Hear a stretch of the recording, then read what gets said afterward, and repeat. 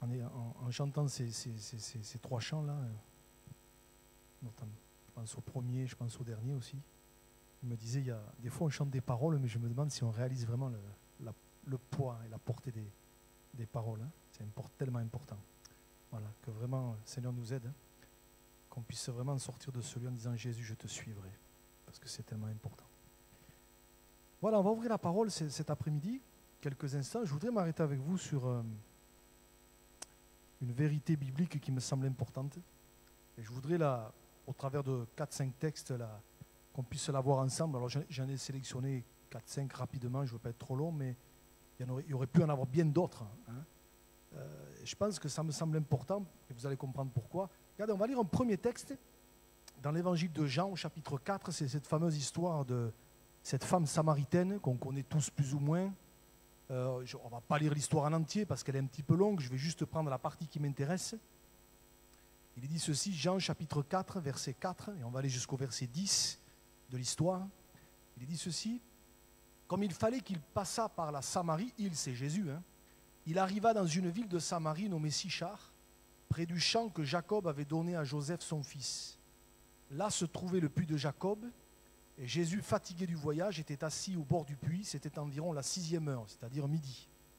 Une femme de Samarie vient puiser de l'eau, et Jésus lui dit, donne-moi à boire, car ses disciples étaient allés à la ville pour acheter des vivres. Et la femme samaritaine lui dit, comment toi qui es juif me demandes-tu à boire, à moi qui suis une femme samaritaine? Les juifs en effet n'ont pas de relation avec les samaritains. Jésus lui répondit, si tu connaissais le don de Dieu et qui est celui qui te dit donne-moi à boire, tu lui aurais toi-même demandé à boire, et il t'aurait donné de l'eau vive. Amen. Voilà, et puis je pense que vous connaissez pour la plupart la suite de l'histoire, la fin de l'histoire, comment cette femme a fini par faire cette rencontre avec Jésus, a fini par réaliser que Jésus était le Messie. Vous vous rappelez un petit peu cette histoire, dans le sens que cette femme, elle avait des notions des choses de Dieu, mais elle n'avait pas véritablement fait une rencontre avec le Sauveur, avec le Messie. Et je me disais, en relisant cette histoire, qu'il y a beaucoup de gens aussi qui sont comme elle, aujourd'hui encore, qui ont des notions des choses de Dieu, qui ont des notions de la religion, parce qu'on leur a appris tout petit, on leur a inculqué certaines choses, mais s'ils ont des notions de la religion, ils n'ont pas de relation avec Dieu. Voyez, donc ils ressemblent un petit peu à cette femme. Et cette femme, vous vous rappelez qu'elle avait eu une vie un petit peu particulière, un petit peu décousue. Jésus va lui dire, tu as eu 5 maris, celui avec lequel tu es n'est pas ton mari. Donc ça prouve bien que Jésus fait la différence entre le mariage et le concubinage. Hein. Et pourtant, cette femme, elle va rencontrer ce jour-là son Sauveur. Mais ce que je voudrais faire ressortir, et c'est là-dessus que je voudrais m'arrêter, c'est qu'on réalise, au travers de ces quelques versets qu'on vient de lire, que finalement, si rencontre il y a eu ce jour-là, c'était tout sauf un hasard. Et je voudrais vous parler du hasard cet après-midi. On dit souvent, le hasard fait bien les choses. Quelqu'un a dit, c'est pas de moi, que le hasard, c'est souvent Dieu qui travaille dans les coulisses. Voyez, c'est souvent Dieu qui travaille dans les coulisses. Voyez, et ici, il est dit au verset 4, et c'est ce verset qui m'intéresse particulièrement, comme il fallait qu'il passât par la Samarie. Cette parole, elle est très importante, c'est le début de l'histoire, c'est la jeunesse de l'histoire, et il y a ce « il fallait » qui est important, qui nous montre que quelque part, ce jour-là, si rencontre il y a eu, c'était tout sauf du hasard. C'était vraiment un moment, un rendez-vous qui était prévu de toute éternité par le Seigneur avec cette femme. Pourquoi il est dit « il fallait » Quand vous étudiez un petit peu le contexte de l'époque, vous vous rendez compte que, on n'a pas lu les versets qui précèdent, mais Jésus se rendait en Galilée. Il arrivait de Jérusalem pour se rendre en Galilée. Et en général, les Juifs, notamment les religieux juifs, quand ils faisaient ce chemin, quand ils partaient de Jérusalem pour aller en Galilée, ils faisaient tout pour éviter la Samarie. Pourquoi ? Parce qu'on l'a lu au verset 9, les Juifs, en effet, n'ont pas de relation avec les Samaritains. Il y avait un contentieux entre les Samaritains et les Juifs. Je ne vais pas m'arrêter là-dessus sur le pourquoi du comment, mais il y avait un contentieux. Donc, les Juifs religieux préféraient même faire un détour, faire plus de chemin, quitte à éviter ce passage, plutôt que de côtoyer les Samaritains. Mais Jésus, lui, qui connaissait un petit peu tout ça, lui, il fallait qu'il passe par là. Pourquoi ? Parce qu'il y avait un rendez-vous avec cette femme. Ce n'était pas le hasard. Cette femme, vous avez remarqué que quand elle est arrivée au puits de Jacob, c'était la 6e heure, c'est-à-dire midi. Et habituellement, à cette heure-là, personne ne sortait.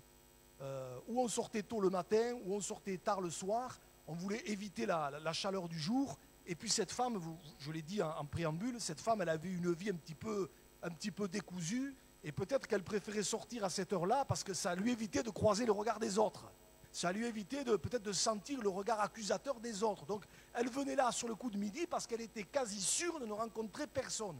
Sauf que ce jour-là, Jésus était là. Et Jésus était là, c'était tout sauf un hasard, parce qu'il avait rendez-vous avec elle. Alléluia. Et j'aimerais peut-être déjà dire, c'est mon premier point cet après-midi, que quelque part, si nous sommes là cet après-midi, c'est tout sauf un hasard. Hein. C'est tout sauf du hasard. Peut-être, je vais le dire aussi de cette façon, parce que je sais que de plus en plus de gens regardent. Si des gens regardent en direct ce message ou qu'ils le regarderont en replay, c'est tout sauf un hasard aussi. Voyez, pourquoi? Parce que Dieu nous cherche. Voyez, il n'y a pas de hasard avec Dieu. Hein, des fois, on se demande mais comment ça se fait que telle personne m'a parlé du Seigneur, comment ça se fait que telle et telle circonstance se sont produites pour que quelque part je puisse venir à l'Évangile. Mais ce n'est pas le hasard, c'est Dieu qui te cherche. Et j'aimerais peut-être dire à quelqu'un cet après-midi, mais parce que Dieu t'aime, parce qu'il veut te bénir, parce qu'il veut te sauver, mais ce n'est pas un hasard si tu es là. Ce n'est pas un hasard si tu entends les choses, parce que le désir du Seigneur, comme pour cette femme, c'est qu'il y ait une rencontre entre toi et lui. Non pas qu'on ait une religion, même évangélique, parce que ça ne m'intéresse pas. D'ailleurs, ça n'intéresse même pas le Seigneur. Ce qu'il veut, lui, c'est avoir une relation avec nous. Ce qu'il veut, lui, c'est que, comme on l'a chanté tout à l'heure, nous puissions dire « Jésus, je te suivrai ». Donc cet après-midi, si on est là, si on entend ces choses, ce n'est pas le hasard. C'est pas le hasard. Hein. C'est parce que Dieu a conduit les choses pour qu'on soit là, pour qu'on entende ces choses et qu'on prenne conscience qu'à un moment donné, il faut faire un pas. À un moment donné, il faut ouvrir son cœur. À un moment donné, il faut se repentir. À un moment donné, il faut dire, Seigneur, je vais plus loin. Voyez, moi, je bénis Dieu parce que cette femme, alors on n'a pas tout lu, j'ai juste pris le début de l'histoire, mais cette femme, à un moment donné, elle a pris conscience que c'était un rendez-vous de Dieu. Cette femme, elle va réaliser que pour elle, c'était important. Et moi, j'aime parce qu'elle était venue, on sent qu'elle ne côtoyait pas trop les gens de son village, mais quand Jésus va toucher son cœur, la Bible nous dit qu'elle va accourir dans la ville et dire « Venez voir un homme qui m'a dit tout ce que j'ai fait, ne serait-ce point le Christ ». On sent que chez elle, il y a eu comme une libération. On sent que chez elle, il s'est passé quelque chose. Et cet après-midi, peut-être c'est l'occasion pour toi de prendre une décision pour le Seigneur afin de réaliser que quelque part, si tu es là, c'est tout sauf le hasard. Il fallait peut-être que tu entendes ces choses pour te positionner pour Jésus. Amen. Maintenant, regardez, on va aller un petit peu plus loin. Vous allez voir que cette vérité, il n'y a pas de hasard. Ça revient dans toute la parole. Et ça nous concerne aussi à nous, les croyants. Vous allez voir qu'il y a des choses quand même, je pense que ça mérite d'être dit. Parce que parfois, on se pose des questions par rapport à certaines situations. Pourquoi ça se passe comme ça? Pourquoi ça arrive? Mais je crois qu'il y a des choses, il faut qu'elles soient dites. Par exemple, rappelez-vous l'histoire, on va dans l'Ancien Testament, dans le livre de l'Exode, autre contexte, chapitre 1er. Il y a l'histoire de ces deux femmes, là, les sages-femmes. Moi, j'aime beaucoup cette histoire, qui s'appelait Shifra et Pua. Alors, je vous resitue rapidement le contexte. On est là en Égypte. Le peuple d'Israël subit les mauvais traitements du nouveau roi d'Égypte, qui n'avait pas connu Joseph. Et quand il a vu le peuple d'Israël qui est en train de se multiplier, il a commencé à les maltraiter. Vous voyez, comme quoi la haine des Juifs, ça a commencé il y a bien longtemps. Hein. Et il a commencé à maltraiter les Hébreux. Et là, entre autres, il va demander aux sages-femmes de faire tuer tous les nouveau-nés mâles qui naîtraient chez les Hébreux. Voyez. Et là, la Bible nous dit ceci, et c'est très intéressant. Dieu fit du bien aux sages-femmes, et le peuple multiplia et devint très nombreux. Regardez le verset 21. Parce que les sages-femmes avaient eu la crainte de Dieu, Dieu fit prospérer leur maison. Dieu les a bénis. Parce qu'elles avaient eu la crainte de Dieu, et quand il est question de la crainte de Dieu, ce n'est pas la peur, hein. C'est ce désir de lui plaire, c'est ce désir de l'honorer. Parce qu'elles avaient eu la crainte de Dieu, Dieu les a bénis et Dieu a béni leur maison. Donc, et c'est là où je veux en venir, si ces femmes ont été bénies, ce n'était pas le hasard. C'était pas le hasard. C'était pas dû au hasard. On ne pouvait pas se dire, tiens, je suis contente pour eux, c'est tombé sur elles, elles ont été bénies. Non, non, non, ce n'était pas le hasard. Il y avait une explication. Voyez, il y avait une explication. C'est parce qu'elles avaient eu la crainte de Dieu. Je crois que c'est important de réaliser qu'on est tous intéressés par la bénédiction de Dieu. On veut tous la bénédiction de Dieu. Et même des gens qui parfois se disent athées, si vous leur parlez de la bénédiction de Dieu, ils vous diront même, si ça existe, oui, j'en veux. Parce qu'on est tous intéressés par la bénédiction. Celle qui n'est suivie d'aucun chagrin, comme dira le livre des Proverbes. Hein, on est tous intéressés par ça. Mais je crois que c'est important de réaliser que Dieu ne bénira jamais quelqu'un qui bafoue son nom. Dieu ne bénira jamais quelqu'un qui n'a pas la crainte de Dieu. Dieu ne bénira jamais quelqu'un qui, quelque part, ne tient pas compte de sa parole, qui marche dans la désobéissance par rapport à sa parole. Ça, il faut que ce soit clair. Voyez, la bénédiction de Dieu, elle est toujours reliée à certaines choses. Et quand Dieu trouve dans nos cœurs de la repentance, quand c'est nécessaire, quand Dieu trouve dans nos cœurs ces sentiments qui l'honorent, c'est-à-dire la crainte de Dieu, par exemple, mais ce désir aussi de lui obéir, ce désir d'obéir à sa parole, même quand ce n'est pas toujours évident, alors Dieu nous bénit. La bénédiction de Dieu, c'est jamais un hasard. Ça ne vous tombe pas dessus comme ça. Ça ne vient pas sur nous comme ça parce que, tiens, tout d'un coup, aujourd'hui c'est mon jour de chance. Non, non, non. La bénédiction de Dieu, elle est toujours liée à certains, permettez-moi l'expression, je le mets entre guillemets, à certains ingrédients qui se trouvent dans notre cœur. Et je crois que ça vaut la peine quelque part de se poser la question, mais qu'est-ce qu'il y a dans mon cœur? Est-ce qu'il y a ces bons sentiments, comme par exemple la crainte de Dieu? Est-ce que vraiment dans mon cœur je suis animé des sentiments qui étaient en Jésus? Parce que ça amène la bénédiction de Dieu. Alléluia. Et je crois que c'est important. Relisez le contexte, on n'a pas le temps de s'y arrêter cet après-midi, mais pourtant ces sages-femmes, elles ont eu la crainte de Dieu, mais il y avait de la pression sur elles. Hein? Parce que c'est facile de dire, oui, elles ont eu la crainte de Dieu. Mais regardez la pression qu'il y avait sur elles. Elles avaient reçu un ordre fort, explicite de la part de Pharaon. Hein, il fallait à tout prix exterminer tous les enfants mâles des Hébreux, voyez. Et donc, quelque part, si elle s'était fait attraper en train de ne pas le faire, elle risquait la vie. Voyez, donc, il y avait une pression forte sur elle. Et n'est-il pas vrai que souvent, on peut connaître, nous aussi, dans nos situations, de la pression, où ce n'est pas toujours évident de marcher avec Dieu, où ce n'est pas toujours évident de faire certains choix. Ce n'est pas toujours simple. Et ça nous montre une chose, c'est que quelque part, les choses de Dieu, ça n'a rien à voir avec des circonstances, ça n'a rien à voir avec les situations que nous pouvons vivre, c'est d'abord une affaire de cœur. C'est d'abord une affaire de cœur. Voyez, ça, je crois que c'est important de le réaliser. Ces femmes-là, ces deux femmes dont on parle très peu dans la Bible, elles avaient un cœur pour Dieu. Et parce qu'elles avaient un cœur pour Dieu, parce qu'elles étaient animées de certains sentiments que Dieu a vus, la crainte de Dieu, ce désir de lui plaire, ce désir de faire sa volonté, Dieu les a bénis. Dieu a béni leur maison. Je crois qu'on veut tous la bénédiction de Dieu sur nos vies. On veut tous la bénédiction de Dieu sur nos maisons. Je crois que c'est important de réaliser que la bénédiction de Dieu, il n'y a pas de hasard. Hein. Là où il y a de la crainte de Dieu, là où il y a ce désir vraiment de marcher selon sa volonté, eh bien, il va y avoir des attitudes, des comportements qui vont suivre derrière. Si, quelque part, l'état de mon cœur n'est pas ce que Dieu veut, mais il ne faut pas que je m'attende à la bénédiction de Dieu. C'est simple, mais je crois que c'est important de le rappeler. Parce que des fois, on dit, mais je ne comprends pas. Oui, mais c'est important d'amener notre cœur au Seigneur et dire, mais où est-ce que j'en suis? Est-ce qu'il y a ces sentiments qui permettent à Dieu de me bénir? Est-ce qu'il y a ces caractéristiques, ce cœur qui veut l'honorer, ce cœur qui veut marcher dans sa volonté, ce cœur qui veut obéir à la parole de Dieu? Moi, j'ai souvent entendu dire ce genre de choses, ce genre de paroles. La bénédiction de Dieu, ce n'est pas pour moi. C'est pas pour moi. La bénédiction de Dieu, ce n'est pas aléatoire. Hein.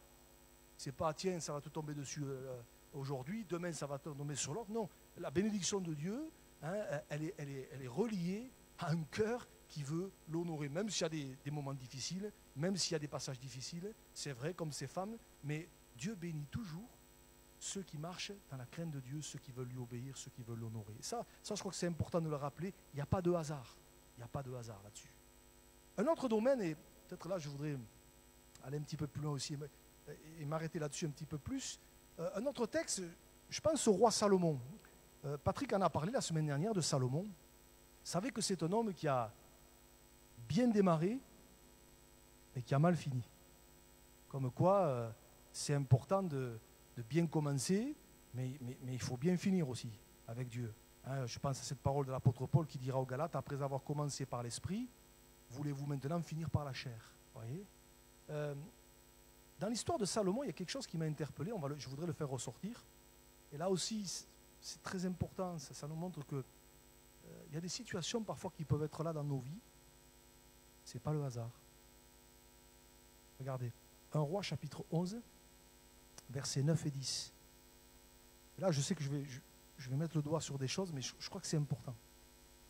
1 Roi chapitre 11, versets 9 et 10, il dit « L'Éternel fut irrité contre Salomon, parce qu'il avait détourné son cœur de l'Éternel, le Dieu d'Israël qui lui était apparu 2 fois. » Donc quand même un homme qui a fait des expériences avec Dieu.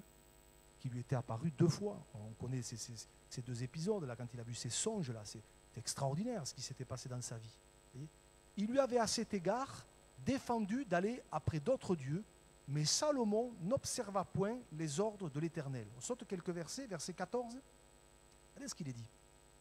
L'Éternel, écoutez bien, parce que c'est très important, l'Éternel suscita un ennemi à Salomon, Hadad, l'Édomite de la race royale d'Édom. Et un petit peu plus loin, verset 23, il est dit aussi ceci, Dieu suscita un autre ennemi à Salomon, Rezon, fils d'Eliada, qui s'était enfui de chez son maître Hadadezer, roi de Tsoba. Ce qui m'interpelle ici, c'est que, vous l'avez remarqué comme moi, par 2 fois, il est dit, Dieu suscita un ennemi à Salomon. Et la 2e fois, Dieu suscita un autre ennemi à Salomon. Donc il n'est pas dit que cet ennemi, c'était le diable qui l'avait envoyé, voyez, comme ça peut arriver, mais c'est Dieu qui l'a envoyé. Voyez, c'est bizarre comme parole. Quand on y réfléchit, c'est quand même surprenant. Mais j'ai envie de dire, pas tant que ça quand on y réfléchit. Pas tant que ça quand on réfléchit un petit peu à la situation de Salomon à ce moment-là, qui, on l'a lu, avait abandonné l'Éternel. Voyez, quelque part, en agissant de cette façon, Dieu qui suscite un ennemi, donc quelque part, Dieu qui suscite de l'opposition, Dieu qui suscite des moments difficiles pour Salomon, voyez. Mais quelque part, quand on y réfléchit, c'était tout sauf un hasard. Dans le sens que, qu'est-ce que Dieu voulait faire en faisant ça? Mais il voulait amener Salomon à réagir. Il voulait amener Salomon à quelque part à rentrer en lui-même, réaliser que quelque part il était en train de faire fausse route. Et dans son amour, Dieu voulait amener Salomon vraiment à avoir un sursaut spirituel pour dire, mais je ne peux pas continuer comme ça. Vous voyez, c'était ça que Dieu cherchait. Dieu, en suscitant cet ennemi, en suscitant ces 2 ennemis, voulait amener Salomon à une réflexion, voulait amener à réfléchir en se disant, c'est pas normal, cette situation, ce que je suis en train de vivre là. Il y a d'abord cet homme, et ensuite il y en a un deuxième, mais ce que Dieu voulait, c'était qu'il y ait un sursaut, et que Salomon revienne. Vous voyez, donc, ce qu'il était en train de vivre là, c'était tout sauf un hasard. C'était pas une attaque de l'adversaire, pas du tout, mais c'était Dieu qui cherchait à attirer quelque part l'attention de Salomon pour que celui-ci revienne au Seigneur. Et je crois que là, il y a quelque chose d'important pour nous. Alors je vais le dire de cette façon. Je crois que parce que Dieu nous aime, il y a des moments où parfois Dieu suscite dans nos vies, je ne dis pas que c'est tout le temps le cas, mais Dieu peut susciter dans nos vies quelques tempêtes.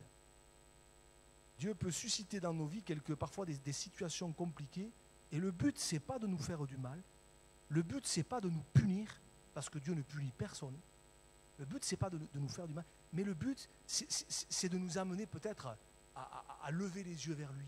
Le but, c'est de nous amener peut-être, si besoin, comme c'était le cas de Salomon, à revenir vers lui. Peut-être le but, c'est de nous amener à crier à lui. Le but, et combien de fois, parfois, des gens se sont tournés vers le Seigneur dans un moment difficile. Et pour la plupart, ça a été le cas de chacun d'entre nous. Mais le but, parfois, Dieu permet certaines situations compliquées. Mais le but, ce n'est pas de quelque part de nous faire du mal. Le but, c'est de nous amener, au contraire, à avoir une réaction qui nous amène à lever les yeux vers le Seigneur. D'ailleurs, le psaume 34 le dit, quand un malheureux crie, l'Éternel entend. Quand les justes crient, l'Éternel entend, il les délivre de toute leur détresse. Et je crois que c'est important de réaliser qu'il y a parfois des situations dans lesquelles on peut se trouver. Des fois, j'ai entendu, oh, c'est un coup du diable. Non, ce n'est pas un coup du diable. Parfois, ce n'est pas le hasard, c'est Dieu qui permet une situation. Ça peut être une tempête, ça peut être, je ne sais pas moi, ça peut être tout un tas de choses. Une situation de maladie, une situation financière compliquée, ça peut être autre chose. Et parfois, quelque part, Dieu permet ça, non pas pour nous faire du mal, mais pour nous amener à lever les yeux vers lui, à crier à lui, peut-être à revenir à lui, peut-être à quelque part à changer d'attitude, à changer de comportement. C'est tout sauf un hasard. Et je crois que ça, c'est important de le réaliser. Regardez, dans le livre de Job, au chapitre 5, verset 18, il y a un verset qui m'a toujours, je ne vais pas dire qu'il m'a toujours embêté, mais pendant des années, il m'a embêté. Maintenant, je le comprends. Il est dit, à propos du Seigneur, il fait la plaie et il la bande. Il blesse et sa main guérit. Et je crois que c'est important de, quelque part, la concrétisation, la réalisation de ce verset-là, on le voit dans l'histoire de Salomon. Vous voyez, Dieu a suscité un ennemi. Quelque part, il a fait la plaie. Permettez-moi l'expression, il a piqué Salomon. Voyez, mais le but, ce n'était pas de lui faire du mal, c'était pour le faire revenir Et si Salomon était revenu, malheureusement ça n'a pas été le cas, mais Dieu aurait bandé la plaie. Dieu serait intervenu dans cette situation. Dieu l'aurait relevé, Dieu l'aurait restauré. Je crois qu'il y a parfois des situations, et même des chrétiens, qui parfois sont dans des situations pas possibles. Et on se dit, mais comment ça se fait? Et on va y venir, Dieu voulant, la semaine prochaine, mercredi prochain et le week-end d'après, on traitera un sujet qui me semble très important. Mais parfois, il y a des situations où il faut que nos attitudes changent. Nos comportements, nos façons de fonctionner changent parce que quelque part, ça attriste le Seigneur. Et parfois, Dieu permet certaines choses qui n'ont que pour but de nous amener à prendre conscience pour qu'à un moment donné, il y ait un sursaut et qu'on change d'attitude, qu'on change de comportement, peut-être qu'on se repente dans certaines situations. Et je crois que c'est important de le réaliser. C'est tout sauf un hasard. Parfois, on m'a dit, frère, il faut prier pour un tel, il faut jeûner, parfois, ce n'est pas jeûner qu'il faut faire. C'est même pas prier, c'est même pas faire des chaînes de prière. Parfois, il faut simplement changer d'attitude et de comportement. Il faut simplement. Et une fois qu'on en prend conscience et qu'on le fait, Dieu nous relève. C'est aussi simple que ça. C'est aussi simple. Une fois qu'on s'est repenti, une fois qu'on a demandé pardon, une fois qu'on a remis les choses en règle, une fois qu'on a fait ce qu'il fallait faire avec l'aide du Seigneur, avec le secours du Seigneur, alors comme par enchantement, permettez-moi l'expression, la tempête s'arrête. Les choses se rétablissent. Donc on se rend compte que c'était tout sauf un hasard. Mais Dieu parfois permet certaines tempêtes. Je ne dis pas dans tous les cas, mais parfois permet certaines tempêtes pour que justement il y ait un sursaut et que la gloire de Dieu se manifeste. Et on se rend compte une fois de plus que c'est tout sauf un hasard. Vous voyez? Ça, je crois que c'est important de le réaliser. Et puis je ne pouvais pas ne pas parler de ce verset de l'apôtre Paul qu'on connaît quasiment par cœur, que même les païens connaissent, mais qui est très important. Galates chapitre 6, verset 7. Ne vous y trompez pas, on ne se moque pas de Dieu. Ce qu'un homme aura semé, il le moissonnera aussi. Et là encore, il n'y a pas de hasard. Ce qu'un homme aura semé, il le moissonnera aussi. Moi, j'aimerais bien semer des tomates et récolter des fraises. Mais ça, c'est pas possible. Moi, je préfère les fraises que les tomates. Enfin bon, ça, c'est chacun ses goûts. Mais voilà, pour nous, c'est logique. Ce qu'un homme aura semé, il le moissonnera aussi. Il n'y a pas de hasard, quoi. Mais je crois que c'est important de le réaliser qu'il y a parfois des situations qui sont là, dans nos vies, et parfois même dans la vie de chrétiens. Ce n'est pas le hasard. C'est pas le hasard. Quelque part, on récolte ce qu'on a semé. Alors, peut-être, je vais vous lire un petit témoignage. Je vais vous lire un petit témoignage que j'ai relevé, comme ça explicite mieux ce que je suis en train de vous dire. Mais il y a des gens, parfois, ils sont dans la galère, mais c'est tout sauf le hasard. Ici, quelque part, ils récoltent ce qu'ils sèment. Et parfois, c'est même le cas de croyants. Regardez ce qu'il est dit dans le psaume 107, versets 17 à 19. Regardez. Je l'ai fait rajouter à Valérie juste au dernier moment, c'est pas ça. Regardez, il est dit, les insensés, par leur conduite coupable et par leur iniquité, s'étaient rendus malheureux. Voilà, c'est pas les autres qui les avaient rendus malheureux, c'est eux-mêmes. Leur âme avait en horreur toute nourriture et ils touchaient aux portes de la mort. Dans leur détresse, ils crièrent à l'Éternel et il les délivra de leur angoisse. Vous voyez? Donc, il y a des situations parfois qui sont là, mais ce n'est que le résultat de ce qu'on a semé. Ce n'est pas le hasard. Et il ne faut pas dire c'est un coup du diable. Non, ce n'est pas le hasard. On est en train de récolter ce qu'on a semé. Regardez ce petit témoignage que j'ai trouvé d'un serviteur de Dieu qui raconte ceci. Alors, qu'importe le nom du serviteur de Dieu, ce n'est pas ça le plus important. Il dit, un jour, je rends visite à un couple très respectable et très religieux, confronté à de graves problèmes de santé et à des difficultés insurmontables. Ils souffrent de dépression et me demandent de prier pour eux. Ils trouvent anormal que tout en respectant Dieu, il n'y ait pas davantage d'exaucement. Ils ne comprennent pas que leurs enfants, qu'ils ont bien éduqués et qui ont une bonne situation sociale, ne s'occupent pas d'eux. Au cours de la conversation, je leur demande, « Vos parents sont-ils encore en vie ?» « Oui, me répondent-ils, mais ils vivent en Normandie. Nous habitons malheureusement très loin d'eux. Nous avons eu une mutation dans le cadre de notre travail. Nous avons été nommés en Alsace. » Et le serviteur leur dit, « Pensez-vous à leur rendre visite de temps à autre ?» Et voilà la réponse, « Oh, cela fait 30 ans que nous ne les avons pas revus à cause de certains conflits familiaux. » Surpris par la froideur de leur réponse, je leur fis remarquer, « Vous savez, mes bien-aimés, on récolte ce qu'on sème. Vous vous plaignez de vos enfants qui ne s'occupent pas de vous, mais vous, en tant que parents, vous leur avez donné le mauvais exemple. Vous vous êtes laissé voler les bénédictions que Dieu promet dans sa parole. Honore ton père et ta mère afin que les jours se prolongent dans le pays que l'Éternel ton Dieu te donne et que tu sois heureux.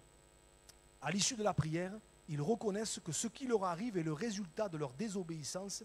Ils se disent prêts à tout mettre en règle devant Dieu, devant les hommes. En fin de compte, la Normandie, ce n'est pas le bout du monde. Le plus important est de reconnaître ses fautes devant Dieu et de croire que dans son grand amour, il apportera la solution à nos problèmes et accomplira ses promesses. Voyez ? On récolte ce qu'on sème. Voyez ? On récolte ce qu'on sème. Alors peut-être on va me dire, mais et alors si à un moment donné on se rend compte que effectivement on est dans une situation compliquée et on a récolté ce qu'on a semé, qu'est-ce qu'il faut faire? Est-ce que c'est terminé? C'est là où est la bonne nouvelle de l'Évangile, c'est là où est la bonne nouvelle de la parole de Dieu, c'est que la Bible dit aussi que si nous confessons nos péchés, il est fidèle et juste pour nous les pardonner.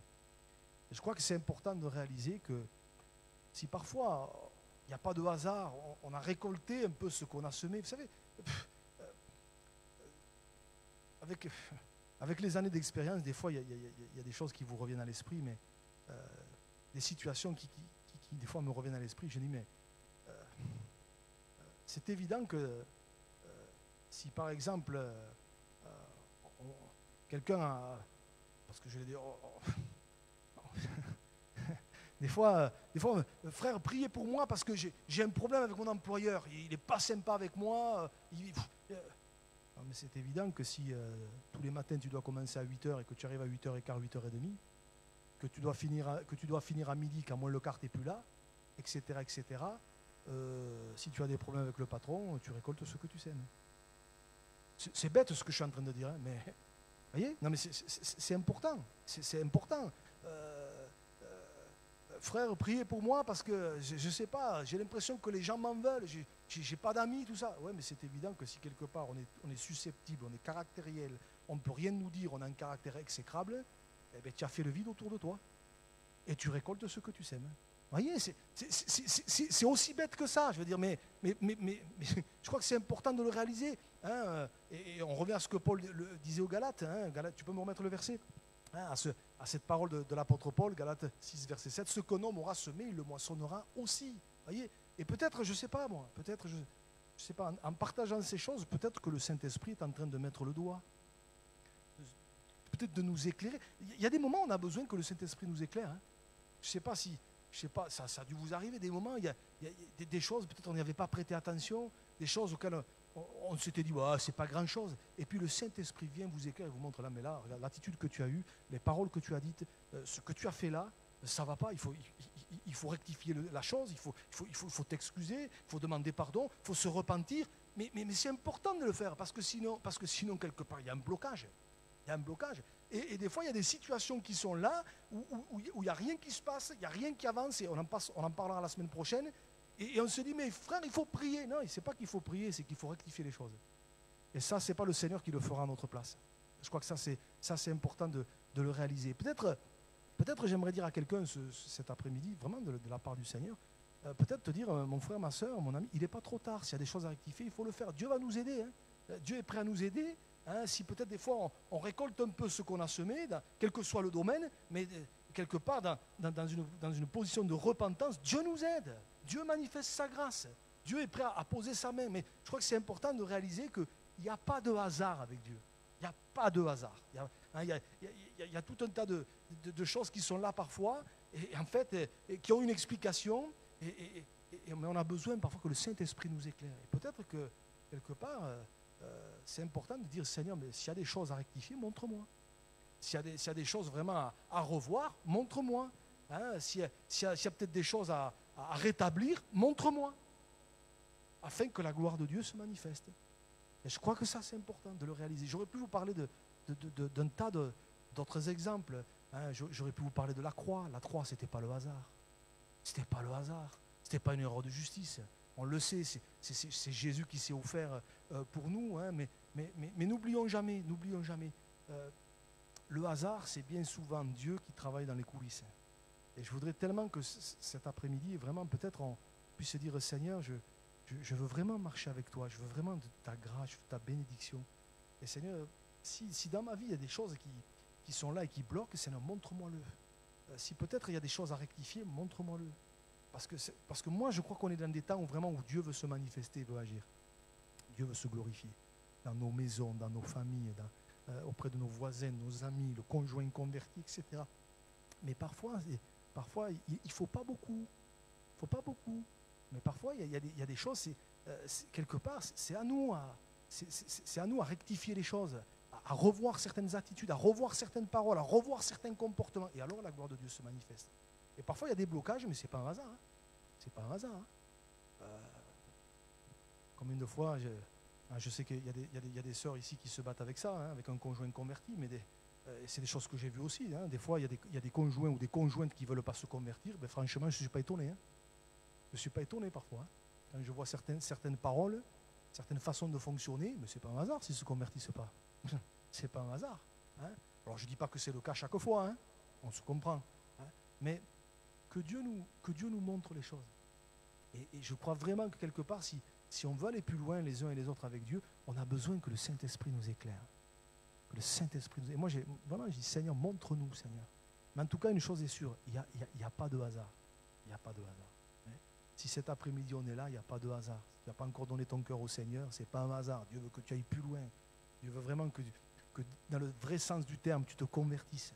Que vraiment tu donnes ton cœur au Seigneur, que tu t'engages avec lui. Alléluia. Mais pour nous qui l'avons déjà fait avec le Seigneur, réalisons que notre vie, elle est entre ses mains. Alors, des difficultés, il y en a, oui. Il y a des luttes et des combats, il y en a, oui, c'est sûr. Mais il y a des choses parfois qui sont là, ce n'est pas le hasard. Et quelque part, il n'en dépend que de nous. Alors que Dieu nous aide. Que Dieu nous aide. Je crois que c'est important. Je voudrais qu'on prenne ce chant. Ensemble en terminant. Je l'aime beaucoup. Voilà. Tu peux me mettre le refrain, s'il te plaît? Voilà. Mon secours est en toi. Toujours tu me portes, jamais tu ne dors. Mon secours est en toi. Ce soir, cet après-midi, je ne sais pas où on en est les uns et les autres. Mais je sais une chose, c'est que quelque part, le désir du Seigneur, c'est de nous amener plus loin.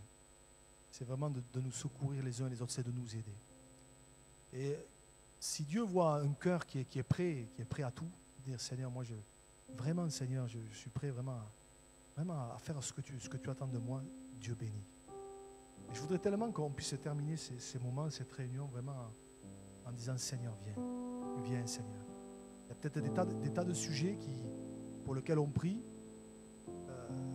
Il y a parfois des domaines, ça ne dépend pas de nous. Ça ne dépend pas de nous. Il y a des moments, c'est le temps de Dieu. Il y a le temps de Dieu aussi. Mais je crois aussi que parfois, il y a des blocages, ça peut venir de nous. Et c'est là où il faut dire, Seigneur, éclaire-moi. Éclaire-moi. Que le Saint-Esprit puisse nous éclairer, montrer les choses. Je crois que ça, c'est important. Si on veut du secours de Dieu, si on veut de l'action de Dieu, de l'intervention de Dieu. Seigneur, cet après-midi, tu connais nos vies, tu connais nos cœurs. Je réalise, Seigneur, que il n'y a pas de hasard, Seigneur, avec toi. Tu sais ce que tu fais, tu sais comment tu mènes les choses, tu sais, Seigneur, les tenants, les aboutissants. Seigneur, je te confie nos vies. Je te demande de ta grâce, Seigneur. Et je te demande vraiment que tu trouves en nous des cœurs bien disposés. Mais merci parce que si encore cet après-midi quelqu'un ne t'appartient pas, Seigneur, ce n'est pas un hasard s'il est là. Tu veux le sauver, tu veux le bénir. Ton esprit convainc les cœurs. Maintenant, Seigneur, s'il y a des situations, nous qui te connaissons depuis peut-être longtemps, s'il y a des situations de blocage qui sont pas dues au hasard, qui sont parfois peut-être dues à des attitudes, des comportements à changer, Seigneur, on veut te dire, et je veux te dire, montre-le-moi, afin que, Seigneur, ta gloire puisse se manifester. Seigneur, merci parce que tu es Dieu, Seigneur. Merci parce qu'à toi, on ne peut rien cacher. Toi, tu sais tout. Tout est à nu et à découvert aux yeux de celui à qui nous devons rendre compte. Seigneur, que vraiment tu trouves en nous un cœur droit, un cœur vrai, pour peut-être capituler si besoin est.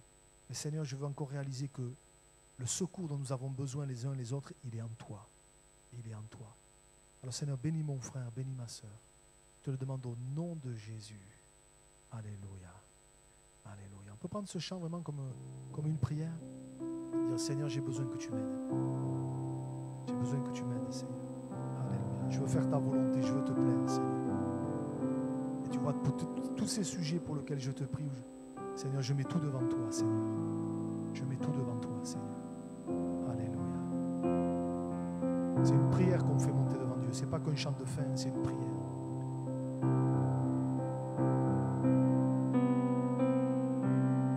Et le soleil menace, créateur des étoiles, mon secours est en toi. Si mes larmes ruissellent et que mon pas chancelle, créateur de la terre, mon secours est en toi. Je lève les yeux vers les hauts sommets. Toi seul est mon Dieu. Je proclamerai. Toi seul est ma force. Toi seul me restaure, mon secours est en toi.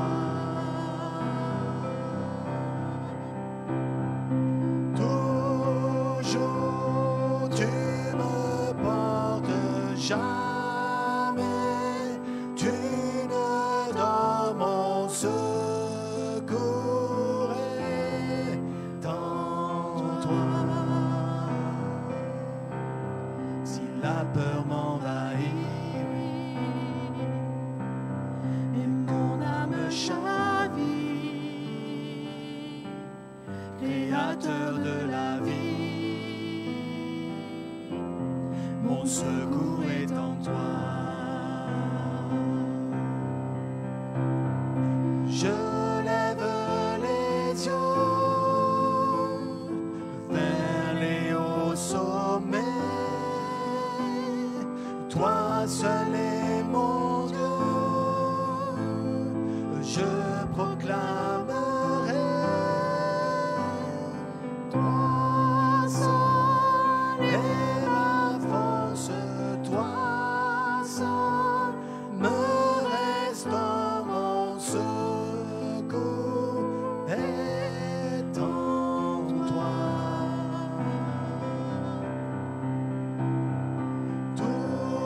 Toujours tu me portes, jamais tu ne dors, mon secours